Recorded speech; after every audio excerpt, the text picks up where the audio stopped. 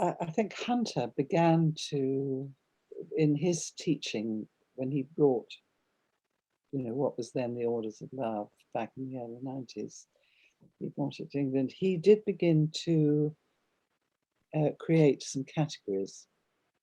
They weren't exactly the same as these realms, but he would say, when you're listening to somebody, and I know these are categories that weren't, even though Hunter ran Burnreed and so on, they're not categories that all the people who were learning to do constellation, they didn't use these categories in the way that I felt would have been more helpful. They felt quite urgent in a way to have better initial diagnoses before you got out of the way and handed over to the knowing field.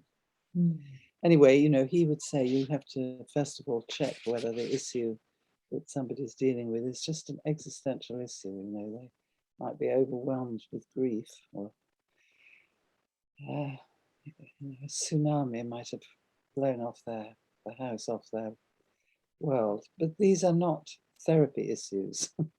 Somehow, that where we go to deal with those is to join the human race.